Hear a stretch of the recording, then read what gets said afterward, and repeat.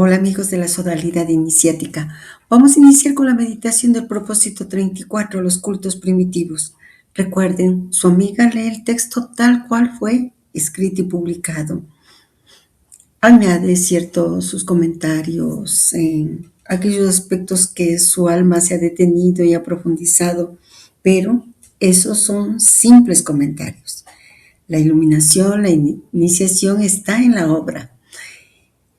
Vamos a trabajar como lo estamos haciendo desde el propósito 31 con nuestro chakra Ajna y corresponde en los cultos primitivos a Ajna, Anahata y el elemento aire.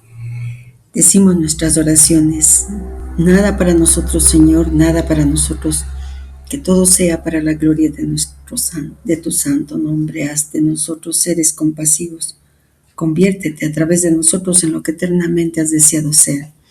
Que te muestres a mí en la más bella de las teofanías. Me ofrendo y me ofrezco a ti, oh Mazda, con el pensamiento puro, con la palabra pura, con la acción pura. Que mi pensamiento sea de Asha, que mi palabra sea de Asha, que mi acción sea de Asha. Escogeré el bien y resistiré al mal. Nos vemos dentro de poco. Hola amigos de la sodalidad iniciática. Como hemos dicho, vamos a meditar el propósito psicológico número 34, los cultos primitivos. Y este propósito nos va a llevar hacia algo muy arcaico, muy originario. Después de recorrer humanistas, místicos, papas, reeducación, volver a los cultos primitivos no es retroceder, es ir a la raíz arquetípica. Así es que empezamos la lectura. Los cultos primitivos. Hasta no hace mucho tiempo se estimaba aún en 5.000 o 6.000 años la edad de la especie humana. Los naturalistas del siglo XVIII estaban de acuerdo en confirmar esta pobre estimación. Es cierto que la religión y sobre todo el cristianismo, puesto que se trata de Occidente, valiéndose de sus privilegios, mantenía hábilmente esta teoría. Actualmente, los sabios y numerosas autoridades eclesiásticas declaran abiertamente que el primer hombre de la Biblia no es más que un símbolo y que sería necio creer que es preciso tomar la historia de Adán y Eva junto a un buen número de narraciones bíblicas al pie de la letra.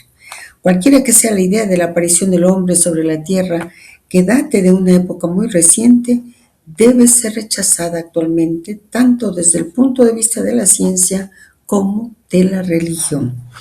Hasta el presente, los homínidos más antiguos que se conocen no nos hacían remontar más del 1.000.000 de años.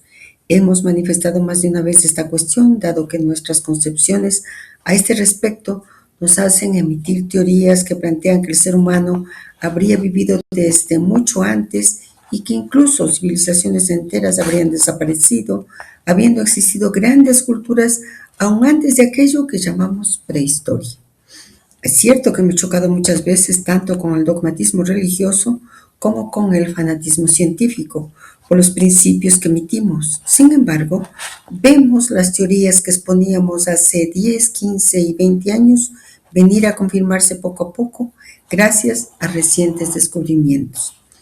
Hoy día la prensa mundial se adhiere a una noticia sensacional: un hombre de 12 millones de años de antigüedad.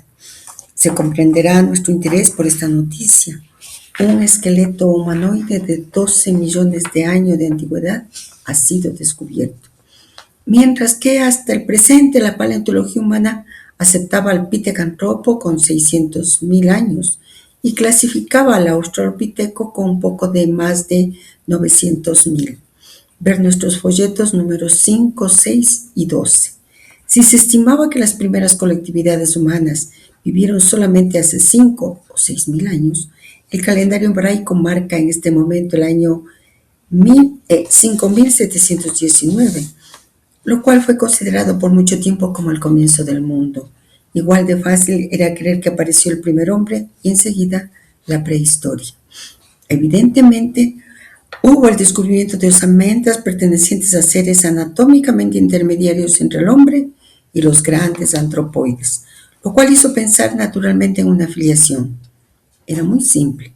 Del Homo sapiens se remontaba al hombre de Neandertal, después al pitecántropo, inclusive al australopiteco, y de ahí no se estaba muy lejos del mono original. Así nació el temible eslogan: el hombre desciende del simio. Después, progresivamente, durante el curso de estos últimos años, salió a la luz la idea siguiente: no, los simios actuales no son los ancestros del hombre. Ellos no son más que primos muy alejados. Hombres y monos descienden de un ancestro común diferente de unos y otros. Y se dijo entonces que una especie de simio poco evolucionado todavía, una rama privilegiada, se había desprendido. No obstante, esta separación de la rama humana se colocaba siempre en una época relativamente tardía. Se hacía comenzar la aventura humana al inicio del Cuaternario, lo cual conducía a hacerla desenvolverse sobre menos de 1.000.000 de años. A pesar de los progresos sucesivos de la paleontología, el Homo sapiens se encontraba siempre sobre un pedestal. Se admitía así siempre, implícitamente, que él había evolucionado más rápido y mejor que los animales. En efecto, para desatarse del tronco común y adquirir su forma actual, los otros mamíferos han evolucionado varias decenas de millones de años. Pero he aquí que se presenta el hombre de Grosseto, por el nombre de la mina del lignito, semi-abandonado en Basilnelo, Italia, donde el profesor Husserl acaba de descubrir los restos del Oreopithecus bamboli, Oreopithecus mono de las colinas. En efecto, el lignito que encierra estos fósiles y los fósiles mismos que acompañan los restos de Oreopithecus pueden ser datados situándolos en la escala geológica. Son testigos del Mioceno superior. El Oreopithecus bamboli vivía pues al final del tercer cuarto de la era terciaria, hace unos 10 o 12 millones de años. Durante todo el verano de 1957, un fragmento tras otro del Oreopithecus fueron desprendidos del lignito, pero estaban casi siempre dispersos o aplastados. Según la hipótesis del profesor Johannes Husserl, director del Museo de Historia Natural de Basilea en Suiza, la mina de Basilnelo debió hundirse en medio de un verdadero cementerio, y a lo largo de decenas de años los mineros debieron haber pulverizado por centenas los preciosos esqueletos, pérdida incalculable, quizás irreparable para la ciencia. El 2 de agosto de 1958, en la noche, un bloque se desprendió del techo de una galería. Los obreros regresaron y empezaron a examinarlo. Uno de ellos levantó maquinalmente la cabeza. El esqueleto estaba ahí, las piernas cubiertas y plegadas como patas de rana.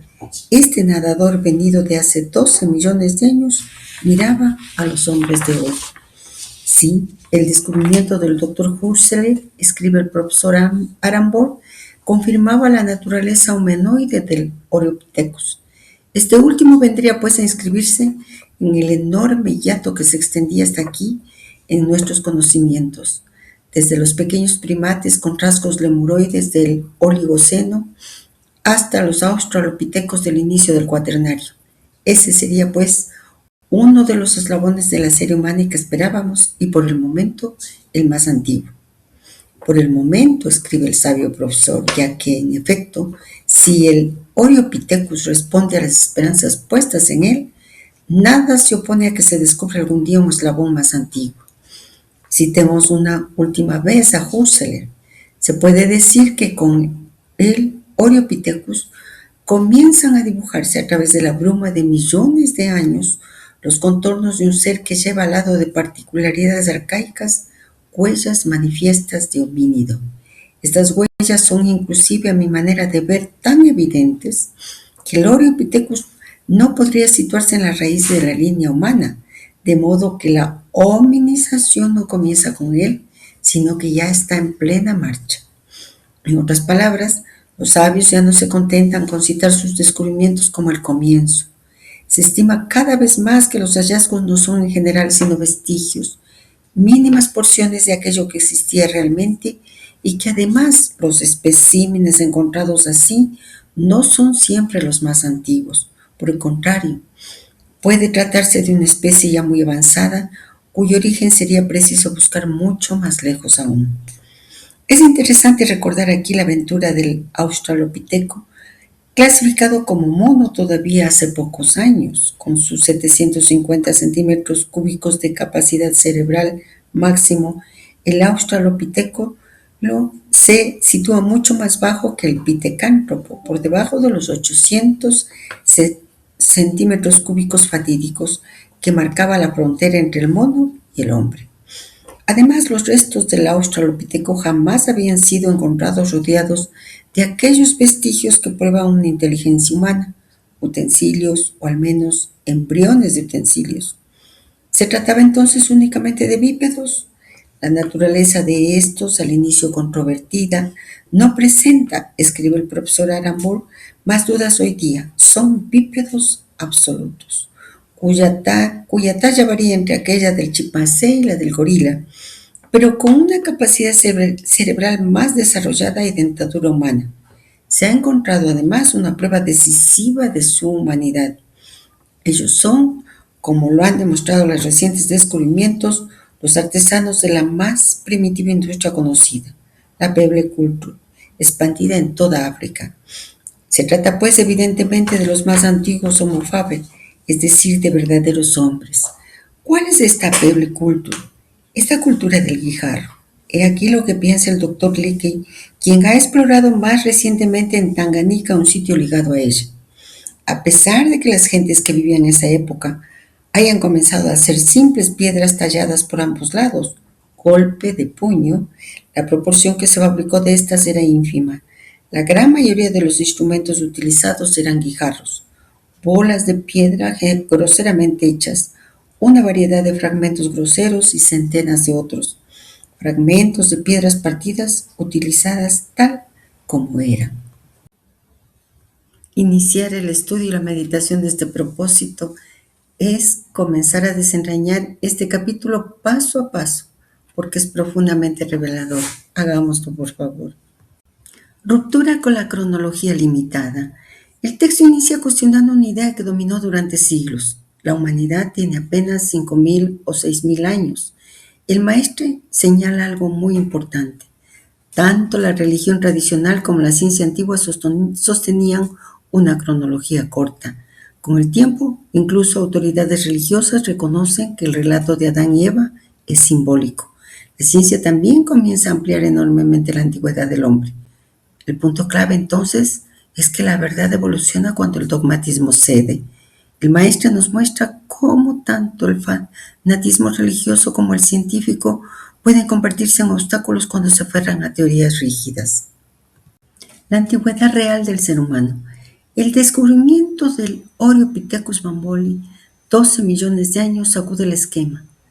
Hasta entonces la ciencia hablaba de Pithecanthropo, más o menos 600.000 años, Australopiteco, más o menos 900.000 años, Homo sapiens, relativamente reciente. Pero el Oreopithecus abre una grieta enorme en la línea evolutiva conocida. Lo importante no es solo la fecha, sino la idea que el maestro enfatiza. Los hallazgos no son comienzos, sino vestigios. Esto es una afirmación profunda. Sugiere que lo descubierto no es el origen, puede tratarse de formas ya evolucionadas. La hominización podría estar en marcha mucho antes. Desde una perspectiva tradicional, esto abre la puerta a la idea de civilizaciones desaparecidas, ciclos humanos anteriores, evolución en espirales y no en línea recta. El error del eslogan "el hombre desciende del simio". El maestro nos muestra cómo la frase fue simplista. La ciencia moderna corrigió: el hombre no desciende del mono actual, ambos provienen de un ancestro común. El maestro nos entrega una enseñanza sutil. La simplificación excesiva crea dogmas nuevos. El fanatismo científico puede ser tan rígido como el religioso. El australopiteco y la Peble Culture. Esto es crucial. Durante años el australopiteco fue considerado mono por su capacidad craneana, 800 centímetros cúbicos, pero luego se descubre, era bípedo absoluto, tenía dentadura humana, fabricaba herramientas. Y aquí ocurre algo simbólicamente poderoso. La frontera entre mono y hombre era artificial. El criterio de 800 centímetros cúbicos se derrumba. La humanidad no depende solo del volumen cerebral. El australopiteco se convierte en el más antiguo Homo faber, hombre que fabrica. La Pebble Culture, cultura del guijarro, representa el despertar de la conciencia técnica. Veamos la enseñanza profunda del maestre. Más allá de la paleontología, el mensaje central parece ser: la humanidad es mucho más antigua de lo que se pensaba, la evolución no es lineal ni simple, lo descubierto apenas roza la superficie, el conocimiento humano está siempre en revisión. El orgullo científico debe ser tan vigilado como el religioso. Y en el trasfondo místico, la evolución física puede ser solo un aspecto de la evolución mucho más vasta. El maestre nos entrega el conocimiento más avanzado de la ciencia. Se remite a un estudio que apareció en agosto del año 1958 y este propósito fue publicado en diciembre del mismo año. Por tanto, ¿por qué no honrar el espíritu del maestre? Estar al día con el conocimiento vivo, no quedarnos congelados en una afirmación histórica. El texto que estudiamos refleja el estado de la paleontología hacia 1958. Hoy, casi 70 años después, la ciencia ha avanzado enormemente. Veamos qué nos dice actualmente. ¿Qué edad tiene hoy la humanidad? Hoy la ciencia distingue entre el linaje humano, homínidos, y el género Homo. El linaje humano se separa del ancestro común con los chimpancés hace aproximadamente 6 a 7 millones de años. Los fósiles más antiguos cercanos a esa divergencia son Sahelanthropus chadensis, más o menos 7 millones de años, Ororhyntugenensis, más o menos 6 millones de años. Y el género Homo aparece aproximadamente 2,5 a 3 millones de años. El Homo sapiens, los fósiles más antiguos confirmados son más o menos 300.000 años, Hebel y Hout, Marruecos. Esto corrigió la antigua fecha de 200.000 años que se enseñaba hace poco. ¿Qué pasó con el Oreopithecus? El Oreopithecus bamboli, descubierto en Italia y mencionado en el texto, vivió hace más o menos 7 a 8 millones de años, no 12 millones como se pensaba inicialmente. Hoy no se considera parte directa del linaje humano. Es clasificado como un primate extinto, probablemente una rama lateral. Esto muestra algo importante. La ciencia corrigió la hipótesis inicial. No era un eslabón humano, sino un primate con rasgos particulares. ¿Sigue existiendo la idea del eslabón perdido? Ya no. La evolución humana no se ve como una línea recta, sino como un árbol con muchas ramas. Hubo muchas especies humanas coexistiendo: Homo habilis, Homo erectus, Homo heidelbergensis, neandertales, denisovanos y nosotros, Homo sapiens. Incluso sabemos ahora que los humanos modernos se cruzaron con neandertales y denisovanos. Tenemos ADN de ellos. Eso era completamente desconocido en 1958. ¿Qué dice hoy la ciencia sobre civilizaciones antiguas? Debemos distinguir con rigor actualmente que no existe evidencia científica aceptada de civilizaciones tecnológicamente avanzadas anteriores a la prehistoria conocida. Las primeras civilizaciones complejas, Mesopotamia, Egipto, datan de hace aproximadamente 5.000 a 6.000 años. La agricultura comienza hace 10.000 a 12.000 años. No hay pruebas arqueológicas de culturas humanas organizadas hace millones de años. Entonces, ¿qué cambió desde 1958? En 1958 la evolución humana era mucho menos clara. Faltaban muchísimos fósiles, no existía análisis genético. Hoy tenemos genética molecular, datación radiométrica avanzada, tenemos ADN antiguo. Por ello sabemos que la humanidad es mucho más antigua que 6.000 años. Eso quedó totalmente superado, pero no se han confirmado la existencia de civilizaciones millones de años atrás. ¿Qué podemos concluir con serenidad? El maestro fue visionario al señalar aspectos fundamentales. La humanidad no tiene 6.000 años, la evolución humana es mucho más antigua, la ciencia corrige continuamente sus propios modelos. Algunas hipótesis de mediados del siglo XX, como el papel del Oreopithecus como homínodo directo, fueron revisadas y descartadas. Esto no disminuye el valor del texto, al contrario, muestra algo muy importante. El conocimiento dinámico es dinámico, la verdad científica se construye con evidencia acumulada, toda afirmación debe estar abierta a revisión.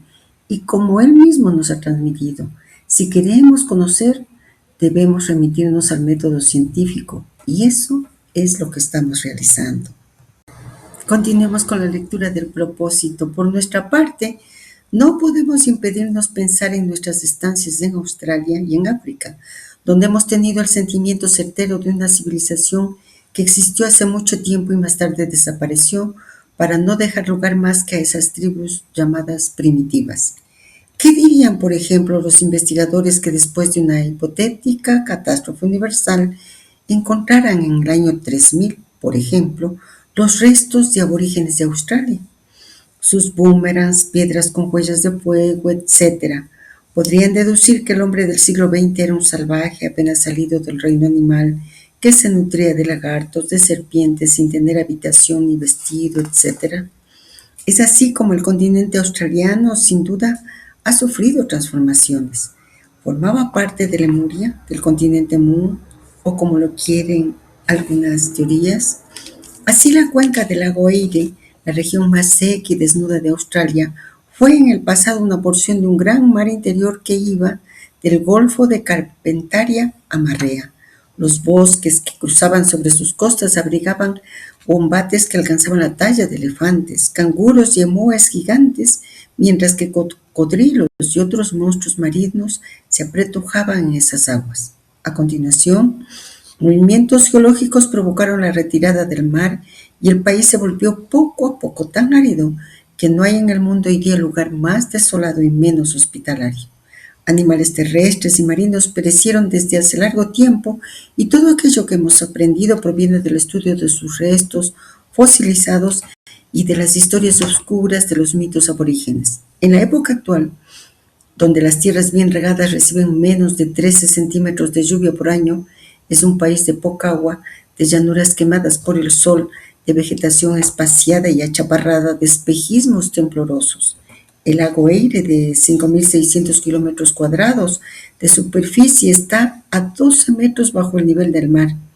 Incluso en sus orillas se le denomina el corazón muerto de Australia, y es sobre la orilla sur que se halla Maree, esta ciudad interesante por estar hecha de construcciones en palastro galvanizado, de donde emerge bien atrás la mezquita, prohibida por supuesto a todos salvo a los sectarios del profeta.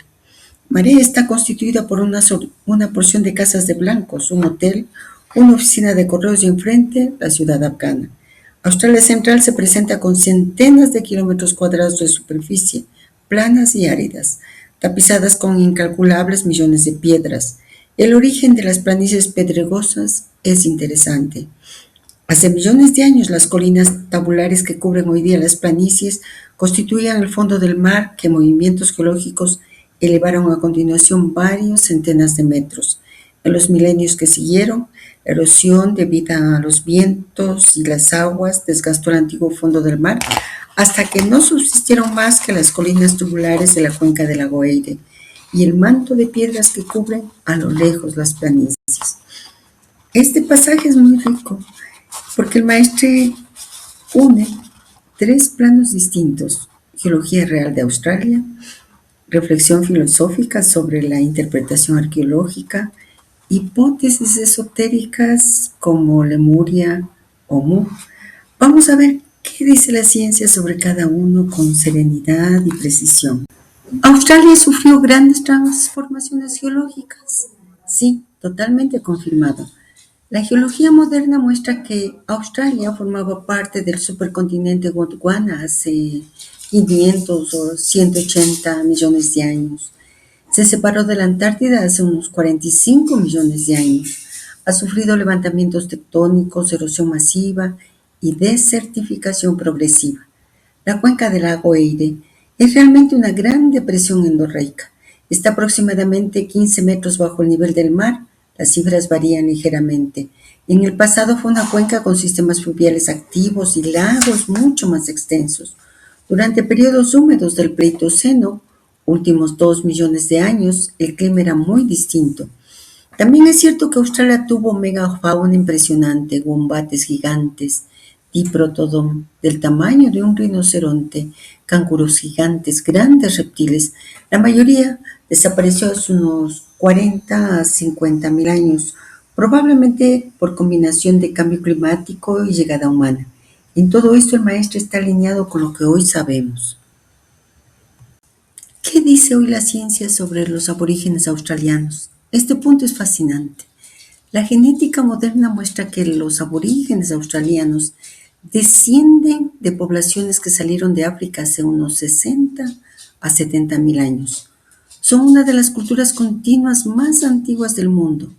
No son primitivos en sentido evolutivo, son plenamente humanos modernos. De hecho, su cultura oral conserva mitos que describen cambios del nivel del mar ocurridos hace más de 7.000 años, transformaciones geográficas reales. Algunos relatos coinciden con eventos geológicos verificados. Esto es realmente extraordinario. ¿Existió Lemuria o el continente Mu? La ciencia moderna no reconoce la existencia de Lemuria o Mu como continentes desaparecidos en tiempos humanos. La tectónica de placas está muy bien comprendida hoy. No hay evidencia geológica de un continente reciente hundido en el Índico o el Pacífico. Lemuria fue una hipótesis del siglo XIX para explicar la distribución de ciertos animales antes de que se comprendiera la deriva continental. Después fue adoptada por corrientes esotéricas, pero científicamente no hay evidencia de una civilización avanzada en Australia hace millones de años. No hay rastros arqueológicos de culturas tecnológicas desaparecidas en tiempos remotos.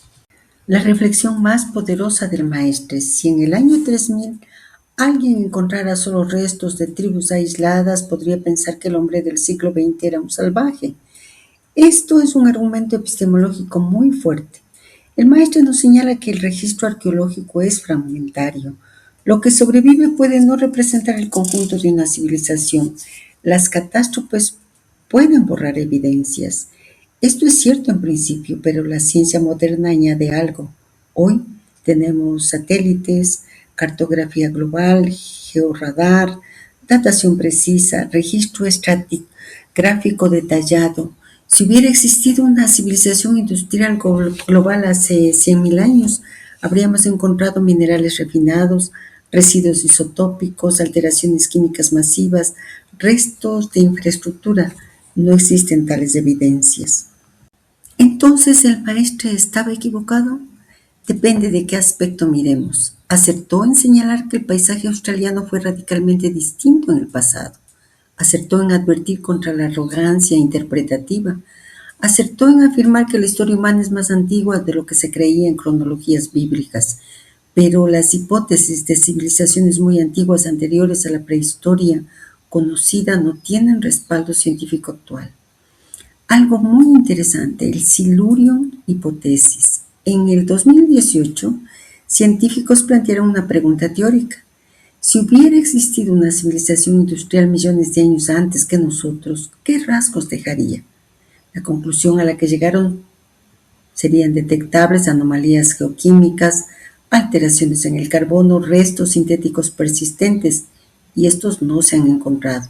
Esto muestra que la ciencia sí contempla la pregunta, pero hasta ahora no hay evidencia. Hay algo bien importante, una idea fundamental que el maestro nos muestra a lo largo de toda la lectura que hemos hecho. Él nos invita a recordar que el conocimiento humano es provisional y sobre todo que la evolución espiritual no depende del grado tecnológico. Los aborígenes australianos poseen sistemas cosmológicos complejísimos que hoy la antropología estudia con enorme respeto. Surgen dos preguntas.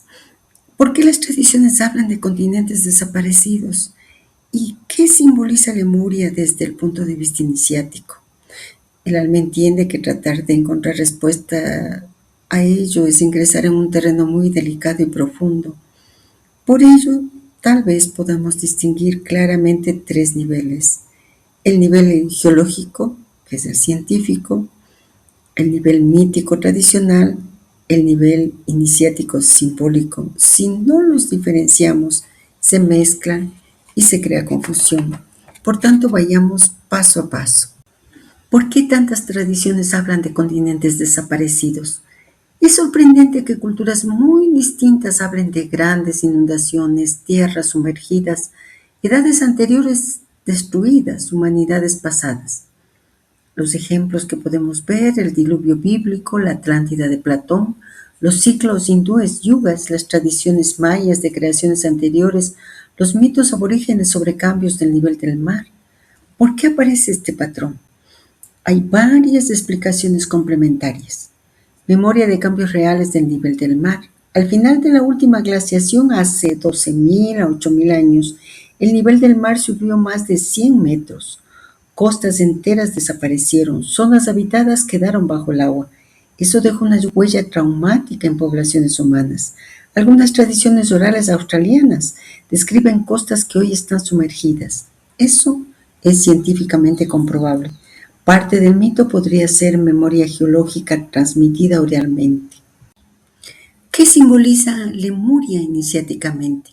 Ingresemos al plano esotérico. En la tradición teosófica y ocultista del siglo XIX, Lemuria representa la tercera raza raíz, pero si lo leemos simbólicamente más allá de la literalidad geográfica, Lemuria puede representar la humanidad instintiva.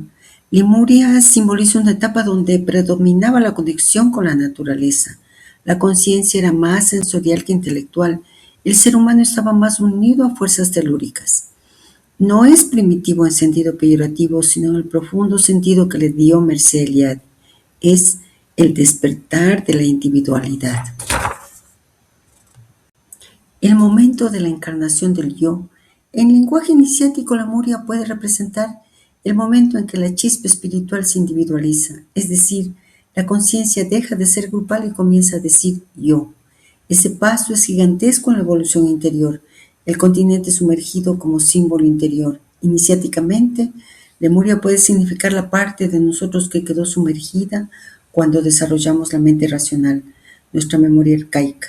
Nuestra unidad original con la tierra, nuestra conciencia preintelectual, no está destruida, está en el fondo, por eso sumergida.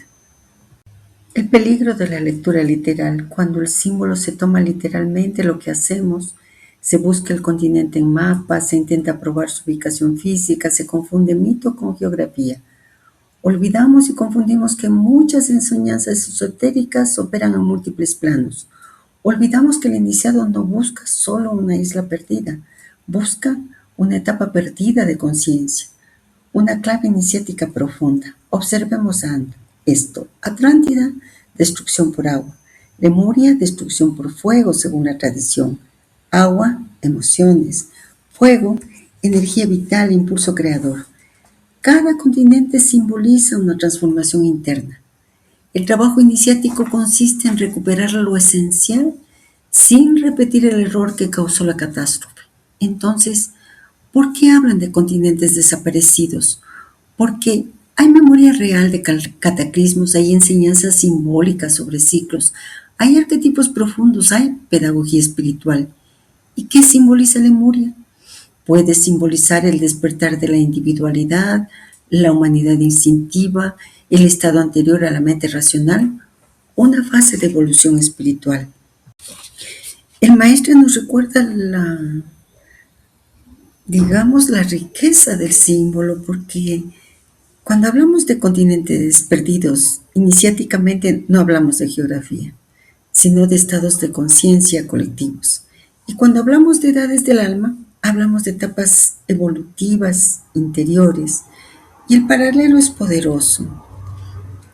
Detengámonos en el título del propósito, los cultos primitivos. Ese título nos hace recordar la obra de Mircea Eliade, que aunque usaba el término primitivo heredado de la antropología de su época, él lo resignificó. Lo primitivo, según él nos transmite, era lo primordial. Señalaba lo originario, lo arcaico y lo fundacional en la experiencia religiosa de la humanidad. Eliade sostenía que las sociedades llamadas primitivas conservaban estructuras simbólicas y rituales que revelaban una relación más directa con lo sagrado. Tal vez por ello, su amiga, esta amiga de ustedes, les sugiere que vayan al estudio de dos obras de Eliade: El mito del eterno retorno y lo sagrado y lo profano, pues, pese a que en el propósito psicológico no se las menta, su pensamiento está tejido en toda su transmisión. Para Eliade, lo primitivo era una ventana hacia lo sagrado en estado puro, un modo de entender cómo los seres humanos, desde sus orígenes, estructurábamos el mundo a través de mitos, símbolos y rituales. Eliade hablaba de cultos primitivos y lo hacía en el sentido de que esas prácticas religiosas conservaban una experiencia de lo sagrado en estado puro. En estas culturas lo sagrado no estaba separado de la vida cotidiana. El mundo entero era susceptible de ser vivido como símbolo o hierofanía, que es la manifestación de lo sagrado. Y tal vez lo más trascendente para nosotros, Eliade consideraba que estudiar estos cultos permitía comprender la estructura universal de la religiosidad humana, la necesidad de dar sentido al mundo mediante mitos, símbolos y rituales. Recordando a Eliade, el alma alcanza a comprender por qué se llama a este propósito los cultos primitivos, alcanza a comprender por qué nos habla primero de la evolución de la humanidad. Si recordamos el proceso iniciático en el propósito 33, para construir el gran arco entre místicos, humanistas, institucionalidad, es decir, papado, se tomaron personajes, pero ahora ya no se trata de personajes, se trata de la humanidad. Primero su evolución y luego la cultura. Debemos reconocerlos. La recuperación de la memoria tradicional lleva también al pensamiento de Erich Neumann. Él escribió su primer libro, que lo vimos en el propósito 1, ¿recuerdan? Ese libro, ciertamente, que él llamó La evolución de la conciencia, para transmitirnos que la conciencia de la humanidad, su evolución, está escrita en los mitos y en las leyendas de los pueblos, y que esa evolución marca también la evolución de nosotros como individuos. El héroe tenía que vencer a la gran madre, la madre terrible, simbolizada por el dragón. El héroe tenía que vencerla, conquistar su libertad, su conciencia, pero luego escribió su siguiente libro, La conciencia matriarcal, que también lo vimos en uno de los propósitos, aunque sea una pequeña parte, cuya propuesta central era y es la necesidad de integrar a la madre que habíamos matado, pero en otro plano. ¿Por qué compartimos todo ello? Porque la invitación es que unamos mito, psicología profunda y proceso iniciático en una sola intuición. La propuesta es que tejamos ese puente y para tejerlo tal vez necesitemos 3 hilos. El hilo maravilloso del propósito, Eliade y Neumann. Y podamos desempeñarlo con cuidado. ¿Qué les parece? El hilo de Neumann. Neumann y el héroe que vence al dragón. Neumann describe el proceso arquetípico del desarrollo humano. Propósito 1. El ego nace dentro de la gran madre, inconsciente. Para individualizarse debe separarse. El héroe lucha contra el dragón, símbolo del inconsciente devorador, mata al monstruo, conquista la conciencia individual. Este es el momento solar de la humanidad. Es el paso de la conciencia grupal a conciencia individual. Psicológicamente, es decir, a nivel de individuo, el niño debe diferenciarse de la madre. La humanidad debe diferenciarse de la naturaleza. El ego debe emerger. Si no ocurre esa separación, no hay identidad. Pero luego Neumann escribe la conciencia matriarcal. Y aquí viene la gran madurez de su pensamiento. Se da cuenta de algo fundamental. Si el héroe solo mata al dragón y no vuelve, queda mutilado. El problema no es la separación. El problema es la escisión definitiva. La modernidad hizo exactamente eso. Exaltó el ego, separó mente y naturaleza, convirtió a la madre en materia inerte. Y eso produjo alienación, dominación técnica, ruptura ecológica, empobrecimiento simbólico. Entonces, Neumann plantea, No se trata de regresar a la madre infantilmente, se trata de integrarla en un plano consciente. El paralelo con Lemuria y Atlántida. Vemos cómo todo encaja. Lemuria, conciencia matricial, instintiva, unidad con la madre. Atlántida, desarrollo del poder psíquico y emocional. Modernidad, conciencia heroica mental, separación. El héroe mató al dragón, gran madre inconsciente, pero ahora la tarea es distinta. No volver al útero, sino reconciliarse con la madre interior desde la conciencia adulta. Eso es iniciación superior. Matar a la madre versus integrar a la madre. Matar a la madre significa liberarse de la fusión inconsciente, salir del estado indiferenciado, conquistar autonomía. Pero si la madre queda demonizada, ocurre regresión del cuerpo, desprecio de lo femenino, explotación de la tierra, ruptura con el inconsciente creativo. Integrar a la madre en otro plano significa reconocer que el inconsciente no es enemigo, valorar el cuerpo como sagrado, honrar la naturaleza sin perder el discernimiento, permitir que lo femenino interno dialogue con el logos. Las etapas del alma y Neumann, podríamos verlo así. En etapa 1, fusión, conciencia matriarcal primitiva. Etapa 2, separación heroica, nacimiento del ego. Etapa 3, hipertrofia del ego, modernidad racional. Etapa 4, integración consciente, reconciliación con la madre. La cuarta etapa no es regresión, es síntesis, es volver al océano sabiendo nadar. ¿Qué ve el alma? ¿Qué es lo que piensa? Neumann comprendió algo que muchas tradiciones iniciáticas nos enseñan. La evolución no es solo ascenso, es integración de lo que fue trascendido. Y que no matamos al dragón para siempre, que lo transformamos.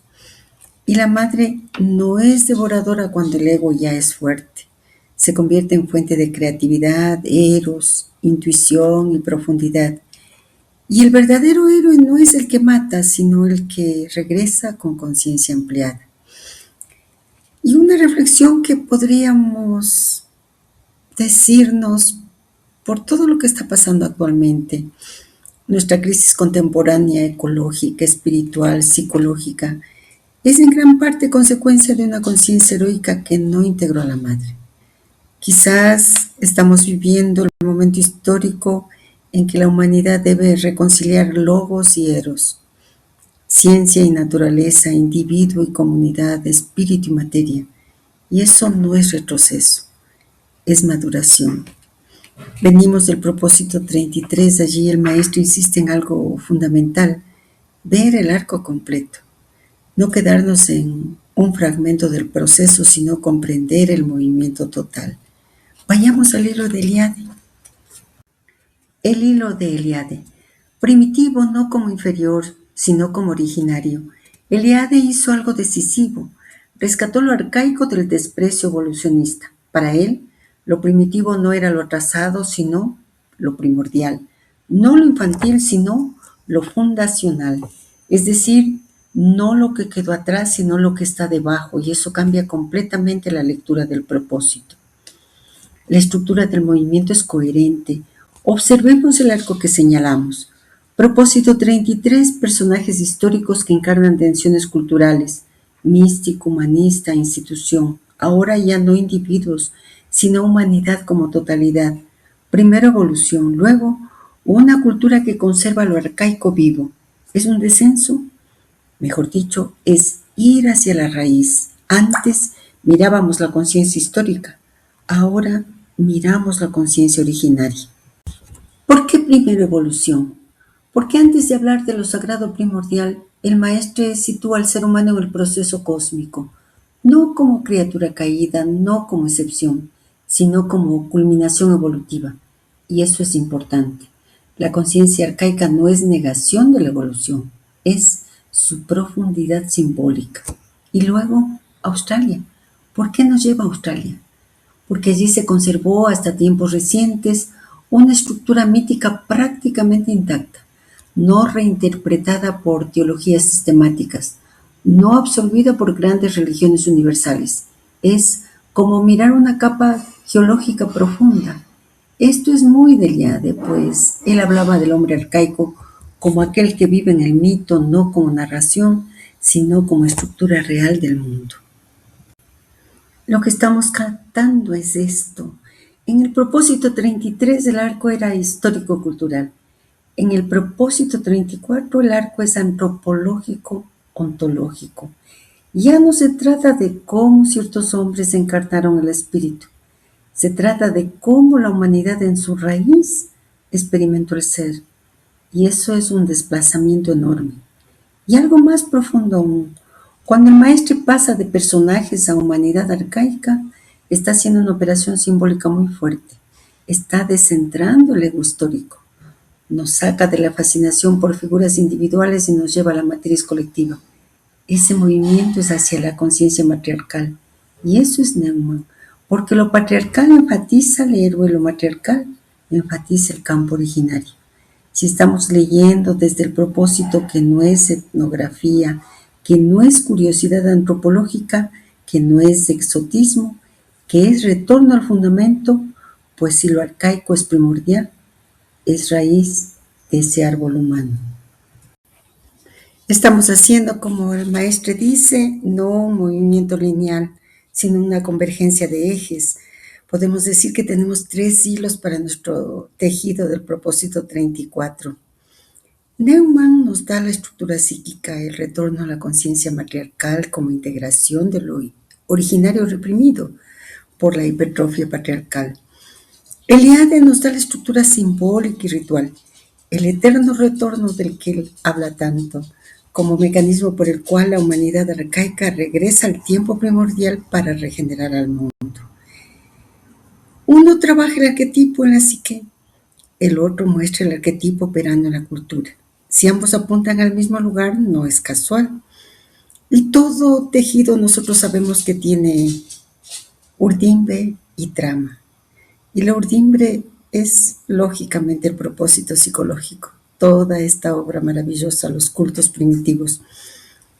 Y hay algo que impulsa al alma a ver los 3 hilos. Tanto Mircea Eliade como Erich Neumann pertenecieron al círculo Éranos, que los 3 amigos, recuerdan que en uno de los propósitos comentamos, Hugo, Víctor y Gustavo reconocieron como el colegio iniciático. Éranos no fue solo un colegio iniciático intelectual, un espacio donde pensamiento, símbolo y experiencia interior dialogaban sin miedo. Nosotros parece que logramos hacer exactamente eso ahora. Bueno, guardando las proporciones, por cierto, porque lo decimos con humildad, sentimos que no estamos acumulando ideas, estamos permitiendo que todo ese conocimiento trabaje dentro de nosotros. Y nosotros sabemos que la meditación es parte del laboratorio.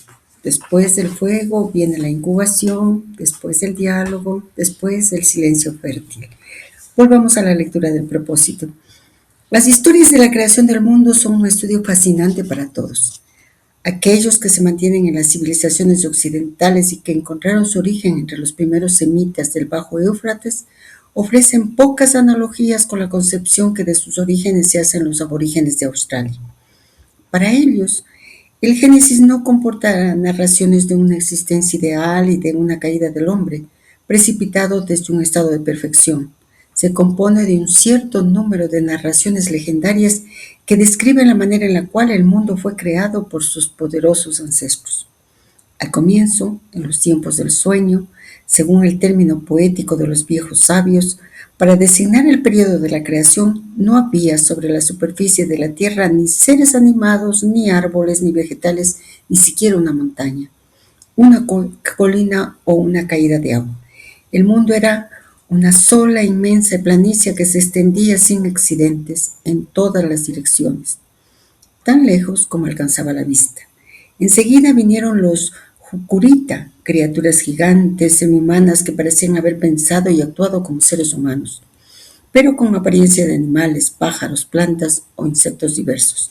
Estos Jukurita o ancestros viajaban mucho a través del país y allí, donde habían cumplido sus tareas cotidianas análogas a aquellas de los aborígenes actuales, encender fuego, acampar, horadar para encontrar agua, algún accidente surgía de la tierra plana y desnuda.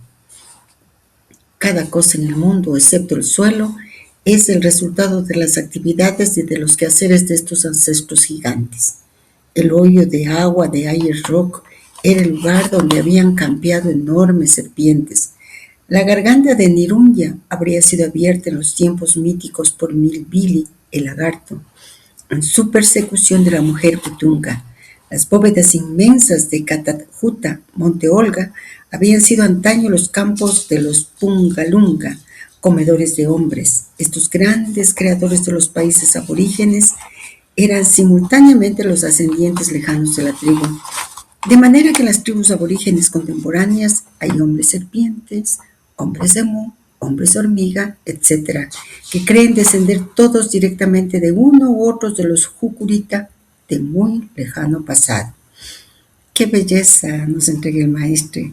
Realmente suena poesía, el tiempo del sueño, Dreaming Jukurpa. Es una de las cosmologías más profundas que existen y muchas veces Occidente la ha mirado sin comprender su hondura. Vamos a entrar con respeto como nos pide el maestre. El tiempo del sueño no es pasado. Lo primero que debemos entender es algo fundamental. Para los aborígenes australianos, el tiempo del sueño no es un pasado cronológico, no es hace mucho tiempo, es un tiempo eterno, simultáneo. Eliade enfatiza que este tiempo es un tiempo mítico. Los aborígenes no vivían en un tiempo lineal, sino en un tiempo mítico circular que se reactualiza en cada rito.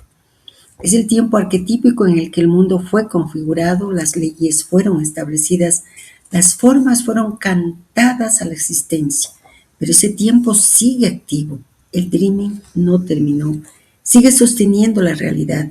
Esto es radicalmente distinto del génesis semítico que presenta creación, caída, historia lineal.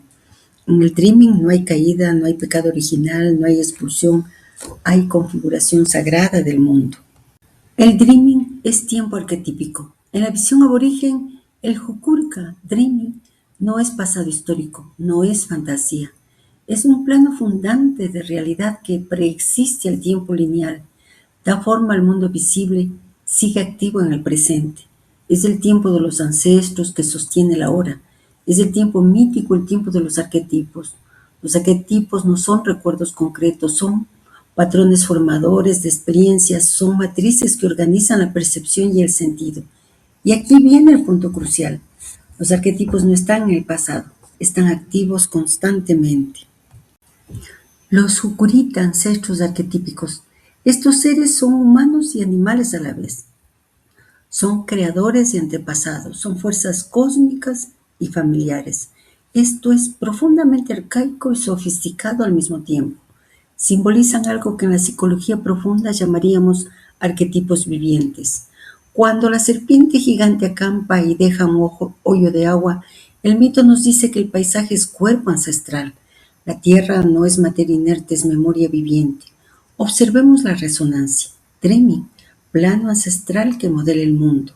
Inconsciente colectivo, plano arquetípico que modela la psique. En ambos casos hay un nivel invisible. Ese nivel es más real que lo visible. Ese nivel estructura la experiencia. Para el aborigen, la serpiente ancestral creó el paisaje.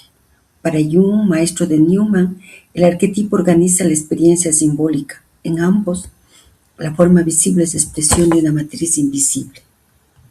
La identidad totémica, que existan hombres serpiente, hombres emú, hombres hormiga, ¿qué significa? La identidad humana no está separada de la naturaleza. El tótem no es símbolo decorativo, es linaje ontológico. Decir soy hombre serpiente significa mi ser participa de la energía primordial de la serpiente creadora. Esto es integración total entre humano, animal, tierra, espíritu. Es una conciencia no escindida. Si lo miramos con Neumann, el dreaming representa la conciencia matriarcal integrada con el cosmos. No hay ruptura entre sujeto, mundo, espíritu, materia, ancestro descendiente. Es una etapa donde el inconsciente no es enemigo, es fundamento. La tierra es madre activa, no objeto de dominio. La creación como actividad, no como decreto. Observemos algo muy sutil. En el Génesis bíblico, Dios crea mediante la palabra, hágase.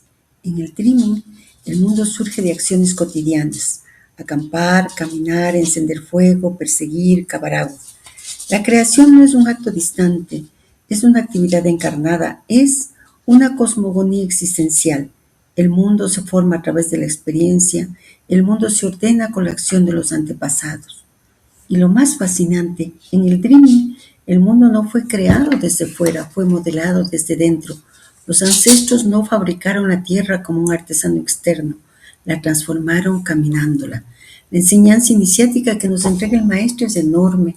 La realidad se configura por la conciencia que la recorre. Cada acto deja huella ontológica. El arco completo otra vez. Si conectamos con lo que venimos estudiando desde el propósito 33, podemos ver que Occidente enfatizó separación, dominio, individuación heroica. Australia aborigen encarna pertenencia, continuidad, interpenetración.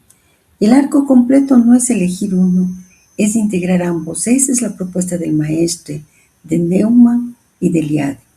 Desarrollar conciencia individual sin romper la pertenencia sagrada con el mundo. Una pregunta para meditar. ¿Y si el tiempo del sueño no es solo un mito colectivo?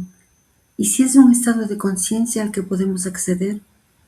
Un estado donde el paisaje vuelve a ser simbólico, la materia vuelve a ser sagrada, la historia lineal es tiempo cíclico, tiempo sagrado que se abre al tiempo profundo. Quizás eso es parte del trabajo iniciático del presente y tal vez por ello debemos ver el arco completo otra vez. Si lo integramos con lo que venimos trabajando, la conciencia heroica separa al ego. El dreaming representa la pertenencia arquetípica. El inconsciente colectivo es la versión psicológica moderna de ese campo ancestral. La integración no es volver a vivir literalmente como aborígenes, es recuperar la dimensión simbólica del mundo sin perder la conciencia diferenciada. Podríamos decir entonces que el dreaming es esa vivencia cultural colectiva de la que Jung y Neumann describieron como inconsciente colectivo. El uno lo vive míticamente y el otro lo conceptualiza psicológicamente. Pero ambos apuntan a algo, un fondo común donde humanidad y cosmos no están escindidos. Volvamos a la lectura del propósito. La Inma, ceremonia de los muchachos, es la iniciación de los jóvenes de 7 a 13 años que se decoran para retomar el aspecto de los animales legendarios que fundaron el país. Cada uno de los muchachos es untado de grasa, frotado después de la cabeza a los pies con polvo de ocre rojo. Sobre este fondo se pinta el símbolo que indica el pájaro o el reptil que él representa. Ellos bailan, cantan, se presentan delante de las mujeres con todo un ritual de mímica sobre incidentes o acontecimientos del pasado. Más tarde, el adolescente es echado con ayuda de hachones encendidas por las mujeres de parentesco más cercano. Él vivirá fuera del campamento hasta que se hayan desarrollado las ceremonias de la circuncisión. Quizás hasta un año después, el adolescente es tratado como si estuviera fuera de la ley. Duerme a una cierta distancia del campo principal, no se acerca o interpela jamás a las mujeres, no habla a los hombres maduros hasta el día en que es conducido hacia los lugares secretos. Durante el curso de los ritos de iniciación, los hombres a los cuales lo liga una especie de estrecho parentesco se abren las venas de los brazos y dejan correr la sangre sobre su cuerpo. La idea fundamental que preside esta costumbre es que la sangre es curanita, esencia de vida, y que regalársela en grandes cantidades proveerá al iniciado de la salud y de la vitalidad que necesita para llegar a una virilidad vigorosa y masculina. La primera ceremonia de iniciación, que incluye el rito de la circuncisión, es el paso más importante de la adolescencia hacia la virilidad. Después que se termina, él lleva un peinado distintivo, recibe un nombre especial que señala su promoción social y no viaja sino en compañía de los hombres maduros que actúan a su respecto como tutores y como guardianes. Él es entonces Wanga Rapa, un muchacho que se esconde y no debe ver a las mujeres ni ser visto por ellas. Él hace entonces numerosos viajes y recibe las lecciones que lo familiarizan con los mitos de la tribu. Al final de estas peregrinaciones pasa a los estadios finales de la iniciación, se da el rito de la subincisión. Es el estado del hombre plenamente tribalizado. Después de su celebración, el joven es autorizado a casarse. Puede sentarse en el consejo tribal, a pesar de que no deba tener aún sino poco poder. Puede participar en algunos ritos de manera activa, pero no en todos. Pasarán muchos años aún antes de que pueda aprender todos los secretos de la tribu.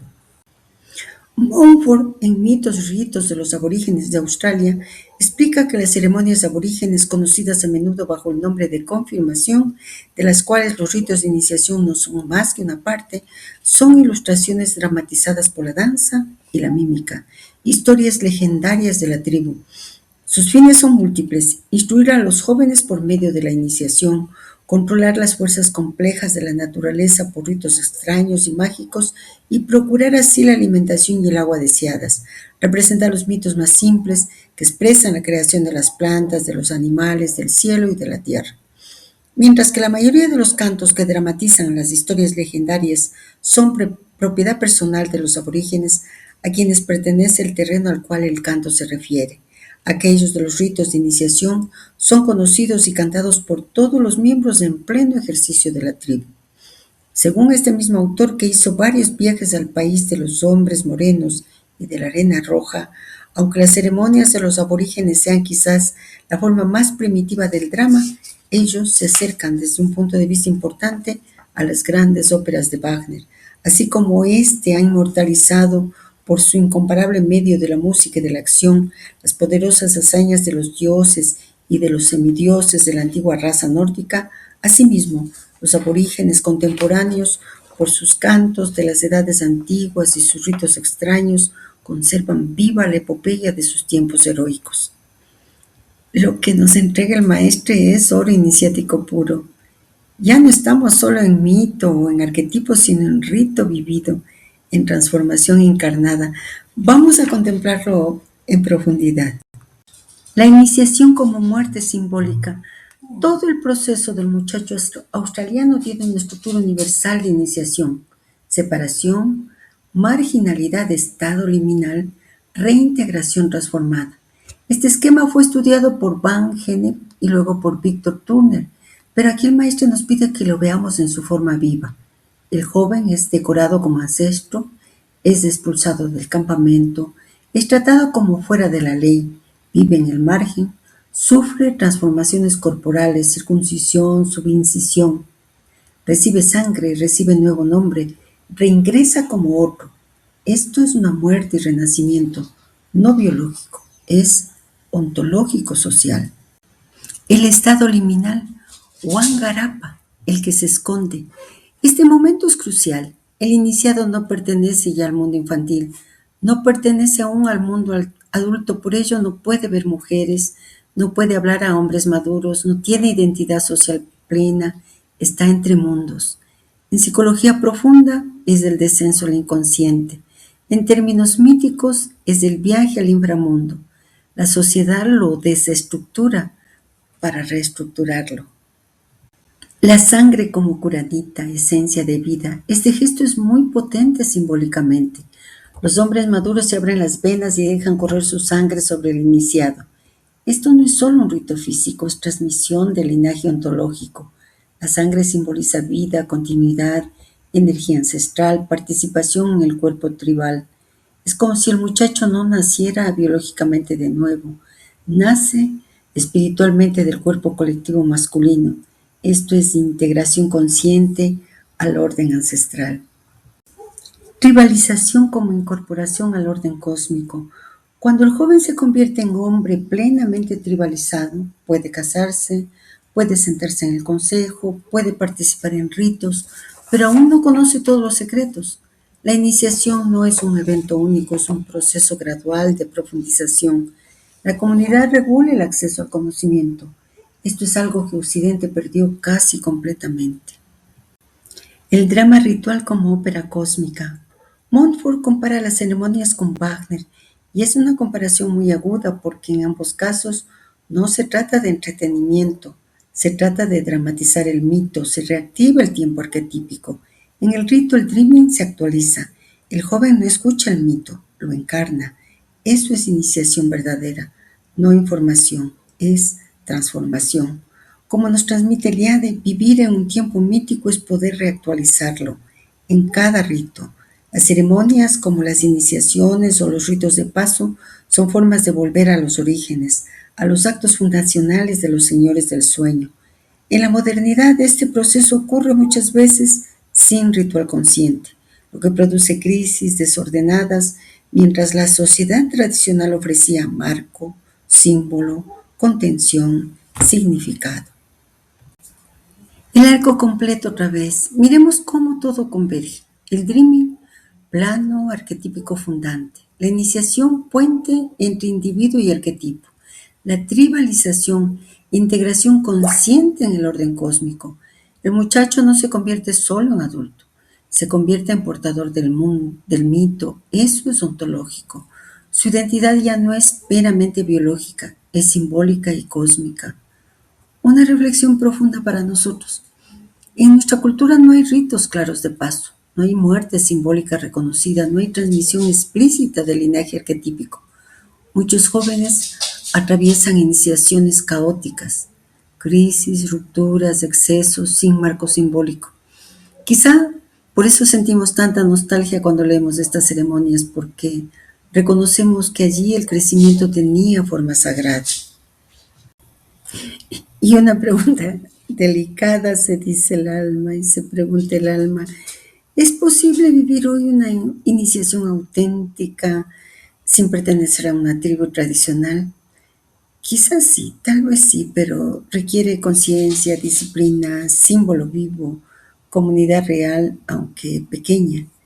Porque la iniciación no es mutilación física, es transformación estructural del ser. El alma se pregunta también qué significa la circuncisión y subincisión simbólicamente. ¿Cómo se vive una iniciación psicológica moderna? ¿Cómo este rito se relaciona con el héroe y la integración de la madre? Seguimos en el laboratorio del alma, ella pide un descenso verdadero. Vamos a caminar despacio porque estas tres preguntas no son intelectuales, son iniciáticas. Tomemos cada una como una puerta. ¿Qué significan simbólicamente la circuncisión y la subincisión? Primero debemos salir de la lectura literal. En casi todas las culturas tradicionales la iniciación masculina implica una marca corporal. ¿Por qué? Porque el cuerpo es el lugar donde se inscribe la transformación. La circuncisión simbólicamente representa corte con la infancia, separación de la madre, renuncia al estado indiferenciado, control consciente de la energía sexual. No es mutilación, es señal de que la energía instintiva ya no gobierna ciegamente. Es el héroe que toma posesión de su fuerza vital. La subincisión, más radical aún, simboliza algo todavía más profundo, la apertura de la virilidad a la ley tribal, transformación del poder en responsabilidad, sacralización de la sexualidad. En términos psicológicos, la energía generativa deja de ser impulso biológico y se convierte en potencia consciente. Es el paso del macho a hombre. Eliade nos dice algo con mucha claridad. El hombre de las sociedades primitivas no se considera acabado, tal como se encuentra dado en el nivel natural de la existencia. Para llegar a ser hombre propiamente dicho, debe morir a esta vida primera, natural, y renacer a una vida superior que es a la vez religiosa y cultural. En otros términos, el primitivo pone su ideal de humanidad en un plano sobrehumano. Estos ritos para Eliade tienen pues un origen sobrehumano y al cumplirlos, el neófito imita un comportamiento sobrehumano, divino. Este punto debe tomarse en cuenta, pues muestra una vez más que el hombre religioso se quiere otro de cómo se encuentra, que es al nivel natural, y se esfuerza por hacerse según la imagen ideal que le fue revelada por los mitos. El hombre primitivo se esfuerza por alcanzar un ideal religioso de humanidad, y en este esfuerzo se encuentran ya los gérmenes de todas las éticas elaboradas ulteriormente en las sociedades desarrolladas. Veamos cómo se vive una iniciación psicológica moderna. establecer comparaciones. Entremos en nuestro tiempo. Hoy no hay tribu que organice el rito, pero la psique sigue necesitando iniciación. La vida misma crea las pruebas. En la modernidad no es que no se presentan esas crisis profundas que obligan a redefinir identidad, ruptura que destruye una autoimagen, enfermedad que confronta con la vulnerabilidad, pérdida que obliga a madurar. La diferencia es que ahora no hay ancianos que expliquen el proceso, no hay canto que lo contenga, no hay nombre nuevo otorgado públicamente. Por eso muchas personas se quedan en la liminalidad, en el guangarapa permanente. La tarea consciente consiste en reconocer la prueba como rito, darle sentido simbólico, integrar la experiencia en vez de solo sobrevivirla. ¿Cómo se relaciona este rito con el héroe y la integración de la madre? Aquí está el arco completo. La iniciación tribal separa al muchacho de la madre, lo introduce en el orden masculino, lo somete al dolor y a la ley. Eso es fase heroica. Pero la iniciación no busca odio hacia lo femenino, busca diferenciación. Si la separación no ocurre, el hombre queda fusionado. Si solo ocurre separación y no integración posterior, queda rígido y escindido. La integración madura ocurre más adelante, cuando el hombre, ya diferenciado, puede reencontrar lo femenino sin temor de disolverse. El movimiento completo del alma sería entonces infancia, fusión con la madre. Adolescencia, separación dolorosa. Juventud, afirmación heroica. Madurez, integración consciente. Sabiduría, unidad diferenciada. Las culturas tradicionales estructuraban este camino. La modernidad lo deja a la deriva, pero el arquetipo sigue activo. Cuando nos hemos atrevido a decir que la diferencia es que ahora no hay ancianos que expliquen el proceso, no hay canto que lo contenga, no hay nombre nuevo otorgado públicamente, y que por eso muchas personas se quedan en la liminalidad, en el guangarapa permanente, es porque la tarea consciente consiste en reconocer la prueba como rito, darle sentido simbólico, integrar la experiencia en vez de solo sobrevivirla. Los propósitos hacen que vivamos ese proceso. Nosotros nos podemos preguntar, pero ¿cómo si más o menos alrededor de los 40 años tenemos que ingresar, buscar? Esa búsqueda nos lleva a este conocimiento iniciático, pero podemos construir el mandala de nuestra propia vida, recordar, recuperar la memoria y ver los hechos que, como hemos dicho, no cambian, los hechos no cambian, pero la lectura sobre esos hechos sí. Desde el propósito 1 al propósito 24, que es el propósito en donde encontramos el centro, y eso es profundamente verdadero. ¿Sí? Los propósitos cumplen justamente esa función que en las culturas tradicionales cumplía la tribu: dar marco, dar lenguaje, dar sentido, dar continuidad al proceso. Lo que antes era el campamento, el anciano, el canto ritual, el nuevo nombre, aquí se transforma en enseñanza progresiva, símbolo explicado, arco pedagógico, centro alcanzado conscientemente. No es casual que mencionemos el propósito 24 como centro. Nosotros lo vivimos y eso ya es estructura iniciática. Veámoslo. Del propósito 1 al propósito 24 como rito de paso. Si lo miramos arquetípicamente, propósito 1 al 6, despertar, el llamado, el reconocimiento de que hay algo más. Propósito 7 al 12, desestructuración, cuestionamiento de creencias, confrontación con sombras, ampliación del horizonte. El propósito 13 al 18, liminalidad profunda. Ya no eres quien eras, pero aún no estás en el centro. Del propósito 19 al 24, el centro es el punto de equilibrio. Es equivalente al regreso del iniciado al campamento, pero ya transformado. Y ese centro no es conclusión, no es meta final, es eje interno. El guangarapa consciente. Lo que señalamos es muy delicado y sutil. En ausencia de rito social, el proceso puede quedar inconcluso, pero cuando existe un camino estructurado como el que mencionamos, la liminalidad no es abandono, es tránsito sostenido. El canto es la enseñanza, El anciano es el texto vivo, el nuevo nombre es la conciencia adquirida, y eso es profundamente iniciático. El centro como eje, no como final.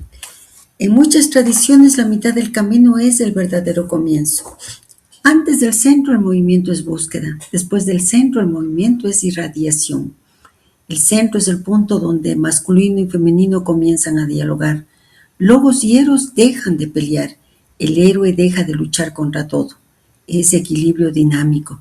No estamos hablando de teoría, estamos reconociendo en nuestra propia experiencia que el proceso ha tenido contención. Eso significa que el rito no es externo, se volvió interior. El peligro moderno es vagar sin mapa. El camino consciente transforma la prueba en iniciación. El arco completo otra vez. Lo que en Australia era separación física, sangre real, exilio concreto, en nuestro camino es crisis interior, transformación simbólica, reordenamiento del ser. El rito cambia de forma, la estructura arquetípica permanece. Y una reflexión muy suave, tal vez el verdadero nombre no es público, es silencioso. Es el momento en que uno sabe que ya no es quien era, y eso no necesita proclamación, solo coherencia interior. Amigos de la sodalidad iniciática, estoy encarnada en una forma femenina, soy mujer.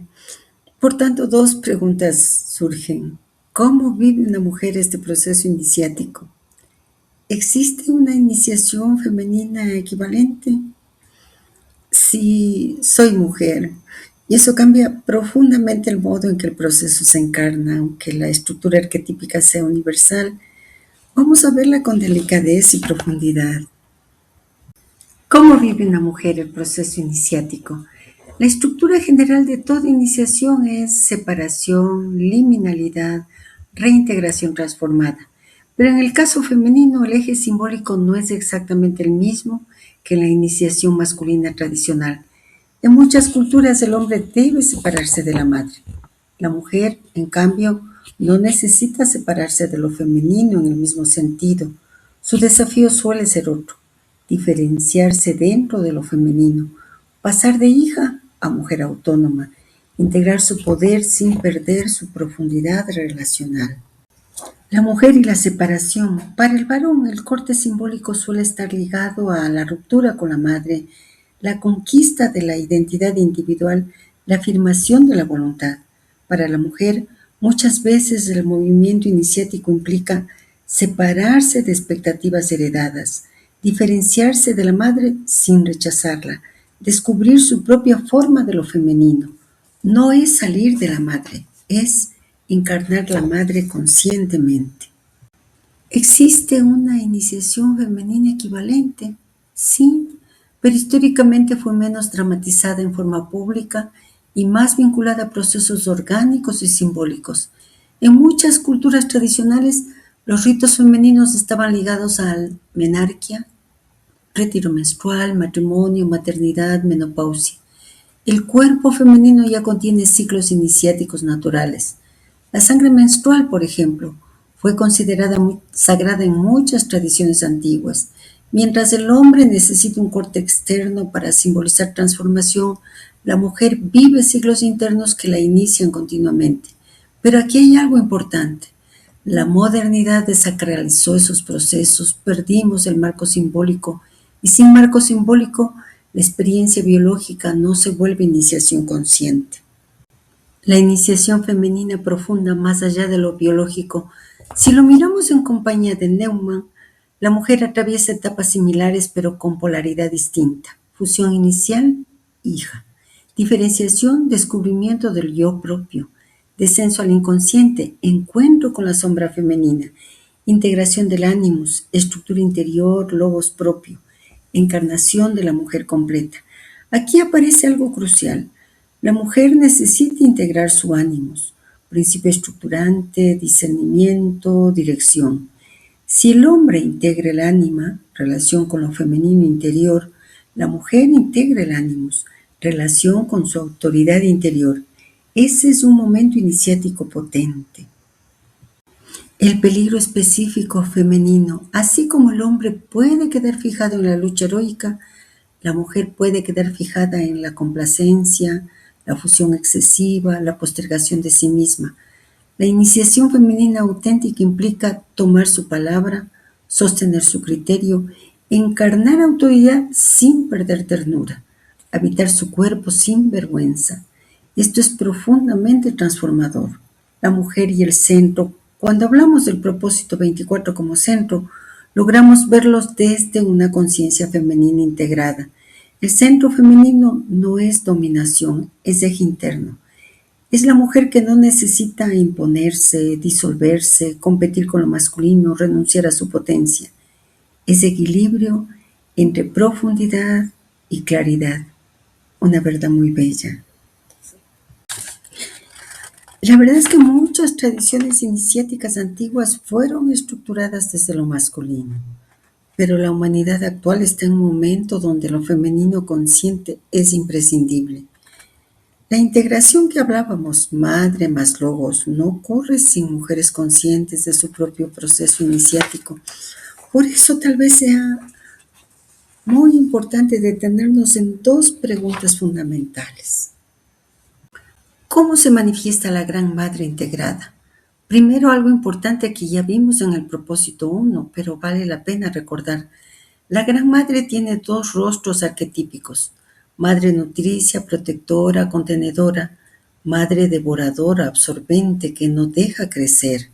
Cuando lo femenino no está integrado, puede oscilar entre sobreprotección, sacrificio excesivo, victimización o poder emocional manipulador. Pero cuando la Gran Madre está integrada en una mujer consciente, se transforma en algo muy distinto. Logra capacidad de nutrir sin anular, sostener sin poseer, amar sin absorber, poner límites sin perder ternura. La Gran Madre integrada no es blanda, es fértil y firme. Es tierra que sostiene, pero también sabe decir: ahora camino sola. El arco completo en lo femenino. Venimos reflexionando sobre el arco completo desde el propósito 33.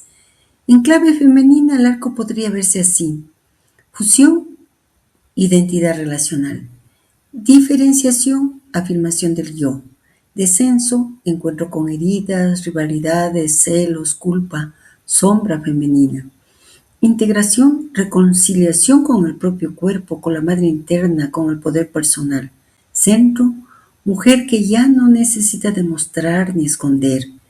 El arco completo no elimina lo maternal, lo transforma. No elimina la sensibilidad, la vuelve consciente. No elimina la capacidad de entrega, la equilibra con autonomía. Sobre los movimientos contemporáneos. Muchos movimientos de mujeres hoy están en fase de diferenciación. Es una etapa necesaria. Después de siglos de subordinación, el péndulo debe moverse. Pero diferenciación no es integración. La integración llega cuando el poder no necesita enemigo. La afirmación no necesita agresividad. La autonomía no implica ruptura con lo masculino. La mujer no necesita negar su ternura para ser fuerte. Eso es el arco completo. La Gran Madre y el centro. Cuando el centro se alcanza, la mujer deja de buscar aprobación, deja de competir, deja de compararse, deja de justificarse, y aparece algo muy silencioso: autoridad serena. Esa es una manifestación madura de la Gran Madre. No absorbe, no domina, no mendiga, no combate innecesariamente, simplemente es. Y una meditación que podemos hacernos, amigas de la sodalidad iniciática, es preguntarnos internamente: ¿dónde todavía me diluyo? ¿Dónde todavía me endurezco? ¿Dónde mi ternura tiene miedo? ¿Dónde mi firmeza tiene culpa? Ahí se revela el tramo del arco que debemos trabajar en nosotras, en nuestro fuero interno. Las almas que realmente desean integrar no toman partido por un polo, abrazan la totalidad. Tomemos algo de nuestro tiempo para contestarnos, porque la Gran Madre no se apresura. Ella gesta en silencio. Volvamos a la lectura del propósito. Naturalmente, los aborígenes de Australia tienen su nungari, curanderos, cuyo instrumento especial es la australita, botón de obsidiana de origen meteórico, así como los cristales de cuarzo que constituyen el capital comercial de los médicos aborígenes de las tribus meridionales. Estas piedras meteóricas tienen numerosas funciones en las manos de los nungari. Ellos restaurarán sus poderes desfallecientes si las introducen en sus cuerpos. Les dirán también la dirección en la cual se encuentra un enemigo y les asistirán en el cumplimiento de los ritos curativos sobre sus compañeros de la tribu. El Mamu, demonio de las tres estancias que ataca a los espíritus de los aborígenes en la noche, es muy temido, ya que está siempre al acecho de los Kurán, espíritu de los niños que han dejado sus cuerpos dormidos y juegan entre los eucaliptos, inconscientes del peligro de la noche. Son los Nungari quienes intervienen entonces en los desencantamientos o para atrapar a los Kurán, prisioneros del Mamu. Los Nungari tienen también el privilegio de ver a los ninjas, los hombres de hielo. Estos seres ancestrales son de una frialdad extrema. Sus cuerpos están perpetuamente blancos por la escarcha, sus barbas y cejas son siempre sonoras masas de témpanos. Aunque el monte Conner haya sido su campo en los tiempos Jukurita, tiempos de la creación, en nuestros días residen bajo dos lagos salados situados a unos 25 kilómetros más al norte. La entrada a su estancia actual, que se abre en una isla baja cubierta de mulgas o hierba de plata de la especie Antistinia, conduce a inmensas grutas subterráneas cuyas paredes cubiertas de nieve no cesan de ser barridas por frías ráfagas aullantes. Es un lugar de horror al cual los aborígenes no se atreven a acercarse. Lo que el maestro nos entrega es fascinante, realmente es fascinante porque nos coloca en el corazón del pensamiento tradicional, pero también en el territorio simbólico más profundo. Vamos a mirarlo en varios planos porque nada de esto es folclore. El Nungari curandero, el mediador entre mundos. El curandero aborigen no es simplemente un sanador físico, es un mediador entre planos. Mundo visible, mundo invisible. Cuerpo, espíritu, comunidad, fuerzas arquetípicas. En términos de psicología profunda, el Nungari curandero cumple la función de ego consciente que sabe entrar y salir del inconsciente sin perderse. Psicopompo, guía de almas, portador del símbolo. No cualquiera puede hacerlo, porque entrar en el inconsciente sin estructura puede fragmentar. Las piedras meteóricas y el cuarzo. Esto es simbólicamente hermoso. El curandero que introduce australita en su cuerpo realiza un acto profundamente simbólico. La australita, al provenir de un impacto meteórico, es vista como un fragmento del cielo. Incorporarla equivale a interiorizar lo divino, a llevar dentro de sí un pedazo del cosmos que le permite restauración del poder vital, reabsorber la fuerza cósmica que el objeto encarna. Es un acto de recarga espiritual, como si el cuerpo se reconectara con la energía primordial. Renovación iniciática. Reproduce la idea de muerte y renacimiento. El curandero se vacía de energías gastadas y se llena de una fuerza nueva, transmitida por el objeto sagrado. En síntesis, la introducción de australita simboliza la absorción de energía cósmica para restaurar el poder chamánico, reforzando la conexión del curandero con lo sagrado y con el orden universal. El Mamu y los Kurán. El Mamu, demonio nocturno, que ataca a los Kurán, espíritus de los niños, es un símbolo de gran profundidad. Los niños que juegan mientras duermen representan el alma vulnerable, la imaginación, el yo todavía no estructurado. El Mamu es la fuerza caótica del inconsciente no integrado, el trauma, el miedo ancestral, la disociación. Cuando el Kurán es capturado, el niño enferma.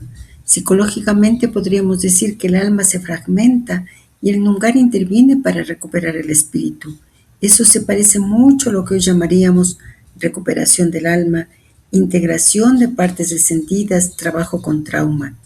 La cultura tradicional tenía un lenguaje mítico para algo que hoy describimos clínicamente. Los ninjas, hombres de hielo. Los ninjas seres espirituales vinculados al frío y al hielo, seres sobrenaturales que encarnan fuerzas cósmicas y constituyen guardianes de poder, espíritus del hielo que otorgan poder y protección a los curanderos. El contacto con ellos o la posesión de sus dones le permite al curandero mantener su poder espiritual. Recibe de ellos piedras o cristales como la australita que simbolizan la interiorización de su poder. Simbolismo del hielo, recordémosle, el hielo representa pureza, dureza y permanencia.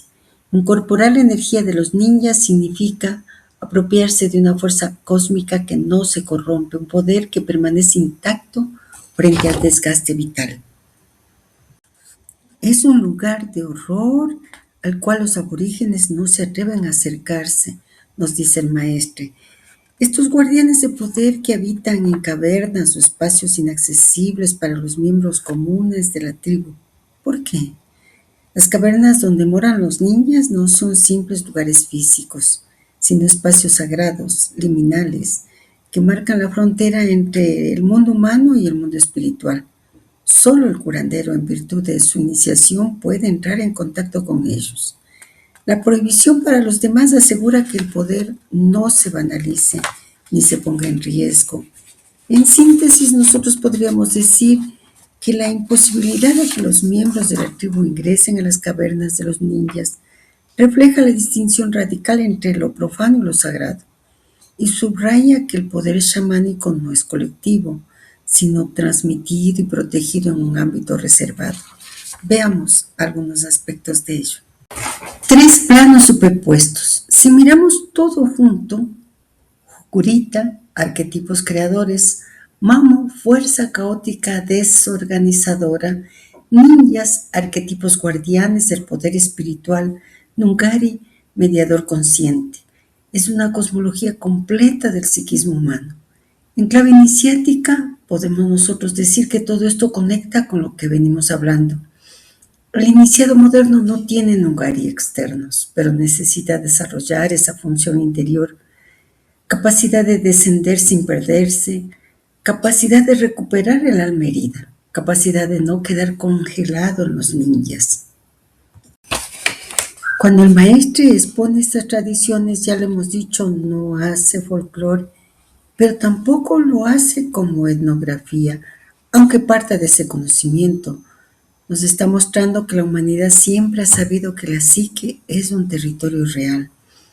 Una pregunta suave para nuestra meditación. ¿En qué momentos de nuestra vida hemos sentido que necesitamos recuperar nuestro Corán? ¿Y quién o qué cumplió para nosotros esa función en Nungari? A veces es un maestro, a veces un texto, a veces una crisis profunda, a veces una decisión valiente. Antes de continuar con la enseñanza del propósito, el alma pregunta, y nuestra pregunta no es histórica, es estructural dentro de este arco iniciático.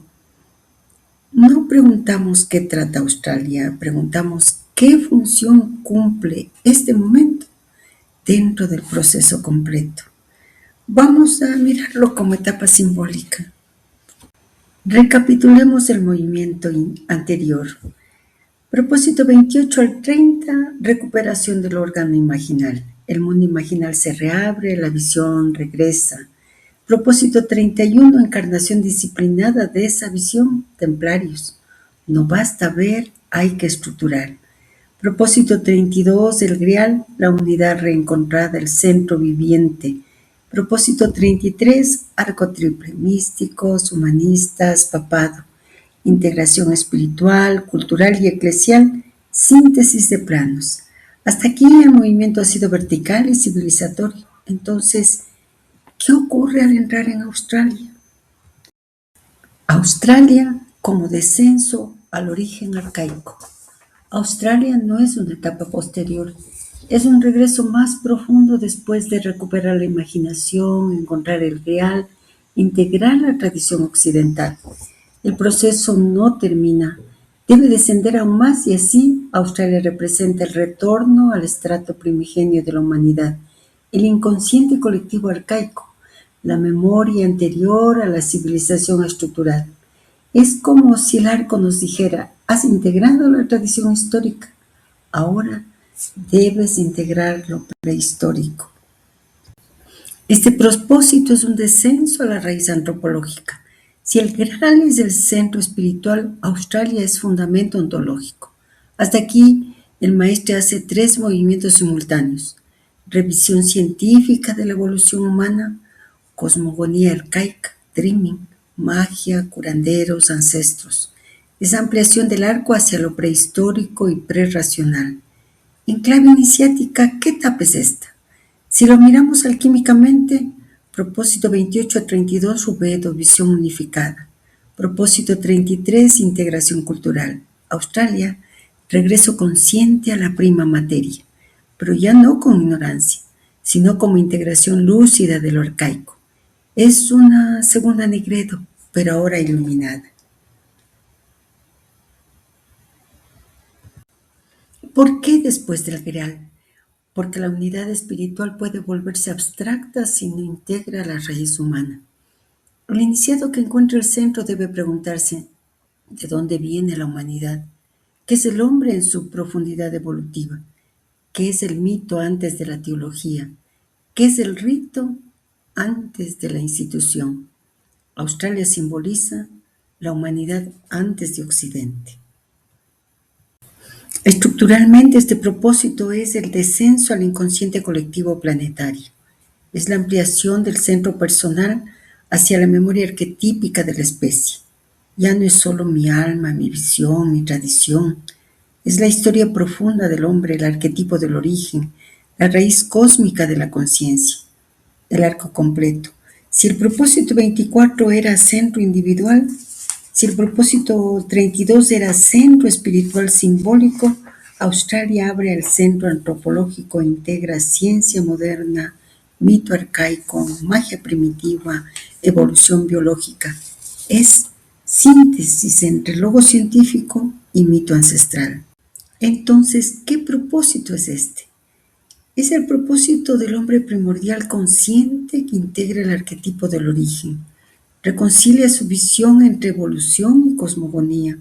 Se encuentra entre ciencia y mito.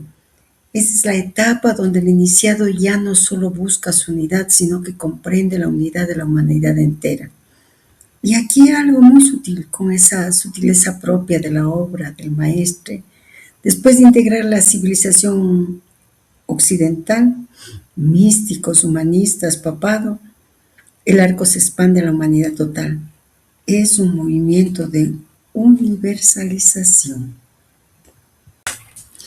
¿Nos atreveríamos a poner un título que abarque esta parte de la obra? Muy atrevido sería el asunto, pero qué hermoso desafío. Si escuchamos el movimiento completo de esta parte que la obra traza: imaginar caballería, grial, arco civilizatorio, descenso a Australia, el título no puede ser simplemente antropológico.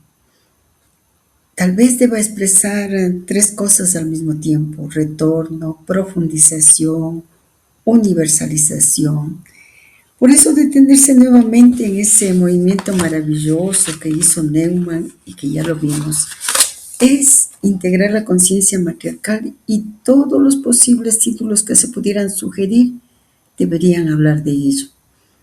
Nuestro trabajo en este propósito, al menos hasta esta parte, es integrar esa conciencia individual, esa conciencia de la humanidad, lo de Occidente, lo de Oriente, que hoy la están despedazando.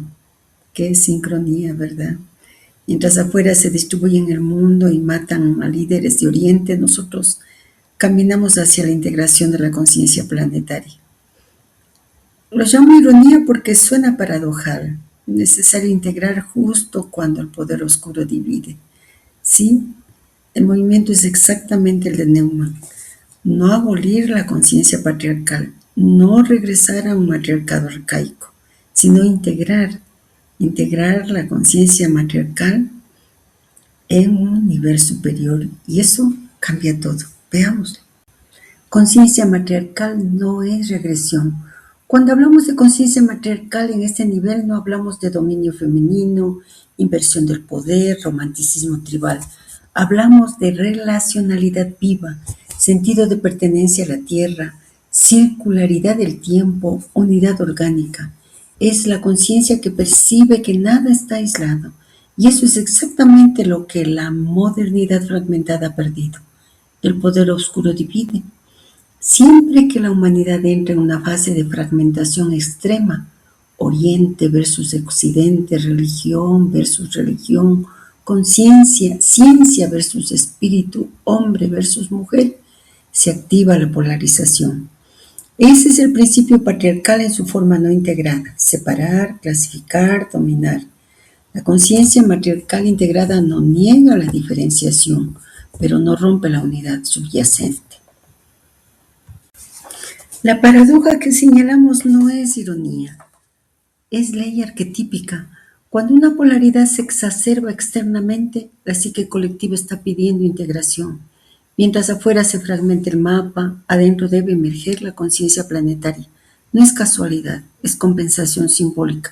Yo lo explicaría así.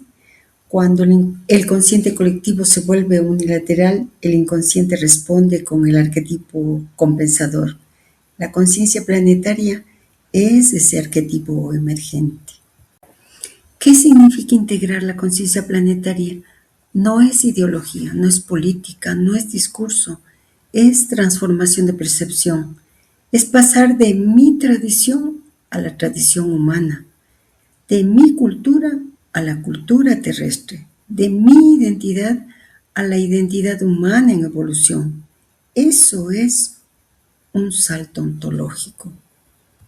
El propósito en el que estamos caminando, si lo nombramos ahora con más claridad, este propósito no es solo origen recuperado, es la integración de la madre planetaria, no la madre tribal, no la madre biológica, no la madre arcaica devoradora, la madre como tierra, la madre como humanidad total, la madre como matriz evolutiva, la madre comunidad profunda que precede las fronteras.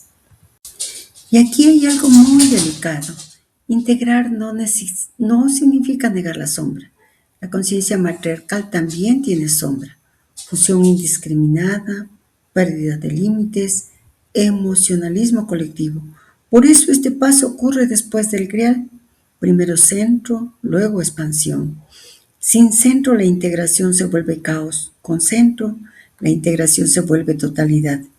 Lo que estamos haciendo interiormente, mientras el mundo divide, nosotros trabajamos en unir. Eso no es escapismo, es acto arquetípico.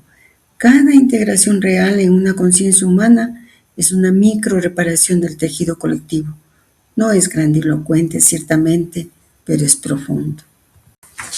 Habíamos dicho al inicio de nuestra meditación que el Maestro nos lleva a nuestra raíz profunda, como humanidad y también como individuos. La historia siempre ha tenido momentos de fragmentación violenta, pero los saltos de conciencia nunca se gestaron en el ruido, sino en núcleos silenciosos de integración.